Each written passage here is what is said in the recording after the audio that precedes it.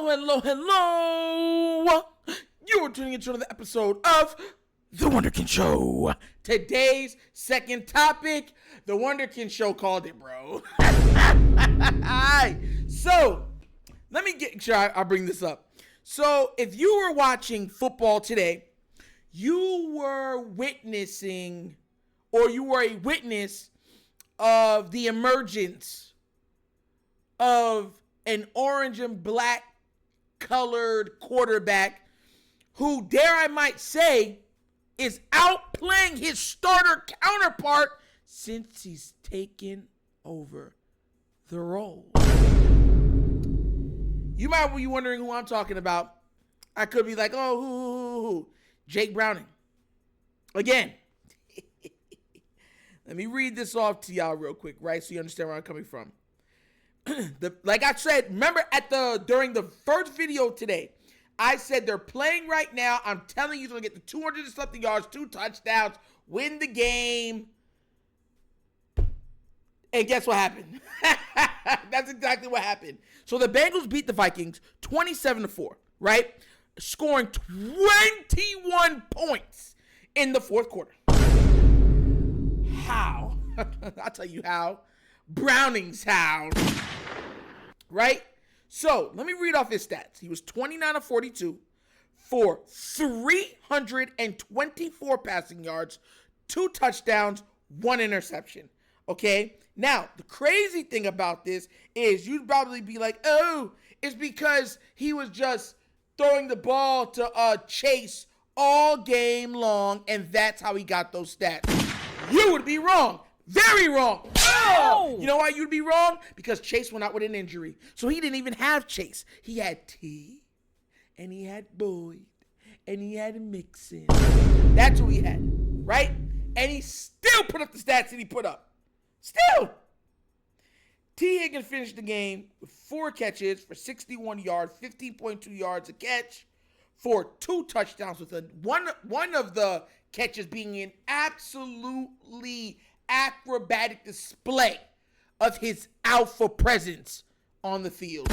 This man ran back to the ball, jumped over the defender, then re-stretched his body back the other way. You know he's long. He's tall. He's like 6'4", 6'5", and stretched back over to get the touchdown. Absolutely like jaw-dropping play. And they did it with their best player out. And no, the best player is not Joe Burrow. The best player is Chase. And they did all that with him out. Ain't it funny how stuff go? Ain't it funny how things go? Listen, this is funny to me. It really is. The reason why it's funny to me is because, as a Raven fan, we have heard so much excuses for why Joe Burrow couldn't get the job done when he got to the Super Bowl, right? Oh, if his offensive line was better and, all these other things. And I'm looking at them, I'm like, bro, nothing on every team is going to be perfect. Nothing. What you've given Joe is the best wide receiving core in the entire NFL, bar none. And I keep trying to tell people it's not close. T. Higgins is an absolute number 1 receiver. Chase is a top 5 receiver in the entire game. And Boyd is a 1,000-yard receiver that they literally, because of the other 2 guys, put him in the slot just because he's not better than the other 2, but he would start on almost every other team in the NFL. That's how good their wide receiving squad is. They're 3 deep. So I would like to say, I think the Bengals made a $200+ million mistake in extending Joe Burrow when they did. Because as the counterpart is playing, the lesser version that we've all been told, he's actually playing better. The offense looks more sound under his tutelage. Jake Brown is teaching them how to play football, baby. The reason why, listen, let me be real with you. The reason why that sounds so foolish, right? Because we've been hearing the same thing about Joe Burrow. We've been trying to tell everybody, like, look, he just has the best weapon. He's a good quarterback, but he has the best weapons in the league. Now you got a guy that's on a 3-game winning streak with Jake Browning, right? Is that what it is now? with a chance to put themselves back in playoff contention. They're averaging more points, if I'm not mistaken, under Jake Browning. And a couple weeks ago, it was T. Higgins. So he is yet to have all three receivers. And he's putting up better stats than Mr. Joe Burrow himself. Today, he was going to have all three. And what happened? Chase went out. Don't kill the messenger. All right? I shot the sheriff. But I did not shoot the deputy. Ooh, ooh, ooh.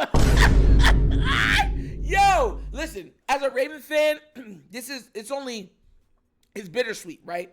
Because I was one of the people that said the Bengals were not making the playoffs this year. I truly believe so. And my pick was looking beautifully sound until Jake Browning decided to walk in and say, I'm the number one QB in Cincinnati. I deserve that contract, not Burrow. If I would have been starter, we would have made it to the Super Bowl and won it. And I'm not just thinking this, that's a fact. Yo, let me stop for Bengal fans. Bengal fans gonna come after my head. But straight up, it's just something that has to be looked at. Because you've never seen a starting QB. You've seen backup QBs come and play good football. You've seen them put up decent stats, but you've never seen a backup come in and play better than the starter. You have never seen a backup come in, and when the starter was in, they were going to miss the playoffs, and now he's in, they're going to make the playoffs. For as much as Bengal fans do not want to admit it, this is a quarterback controversy. Because here's the thing, what a lot of people are not realizing. If Joe Burrow comes back, let's say they make the playoffs. Let's say they even make it past the first round. They make it to the second round, losing the second round, right? And Joe Burrow comes back next year, and they're still having trouble winning. What do you do? What do you do? Because if Joe Burrow comes back in rusty, and let's say you lose your first two games, do you put Jake Browning back in? Or do you still roll with Joe like y'all did this year? When you should. The Bengals would already be in playoff contention. They would probably be the second best team in the AFC if Jake Browning started off the year as the quarterback this year. That's not even, you can't even argue it at this point. You can't even argue it. I mean, they would have lost to us. Some of those other games they would have won because Joe was playing absolutely terrible. But as the world turns, right? So this is bittersweet for Raven fans, where it's proving the point that Joe Burrow is not the best player on his team. His skill position players are. And it's also going to show that wide receivers matter. Weapons matter. If a team gets proper weapons, a lot of guys can be successful. And it shouldn't even be that big of a deal or a surprise seeing that Jimmy Garoppolo went over to the 49ers and brought them all the way to the Super Bowl with the weapons that the 49ers had. And the 49ers added more weapons. They added more. Got Christian McCaffrey and everybody else. So this should come to no surprise. But I know Bengal fans is like, oh, we're Joe. We worship Joe. Hallelujah, Joe. So I know it hurts. But what happens? Because this could be a blessing in disguise for the Ravens. Because if it becomes a quarterback controversy, right, what's the chances the Bengals try to let him go? But if Jake Brown's like, look, I've done enough to start somewhere else, what happens in that scenario? Especially with Joe Burrow being injury prone. But what do you guys think? Do you agree with Nitro? Do you agree that it's looking like Joe Burrow was very, very overrated in a lot of people's minds and hearts? Let me know what you think down in the comment section, please, because after that game, after that performance, Jake Browning is becoming undeniable. But like I said, let me know what you think down in the comment section. But as always, this is an episode of The Wunderkind Show. Thank you for watching. Y'all know how we get down. We have fun and we laugh. But everything we talk about rooted in what? Facts and truth. Please do remember, like, subscribe, hit that notification bell, leave a comment. You know, love the comments. And if you have not done so already, check out the Wunderkind Show's Patreon. Yes, 3 tiers of content goodness waiting for your consumption. Give it a look, give it a try. Let me know what you guys think. And if you would like to help out this channel, donate to this channel, help with equipment on this channel, bottom of the screen is a QR code. QR code's to a Cash App. Cash App located in the description of every video that we do. And the name of it is The Wunderkind Show. Super easy. Once again, this is The Wunderkind Show. This show's Dr. signing off, and as always, you know my slogan. Peace. And I am out of here. Yeah.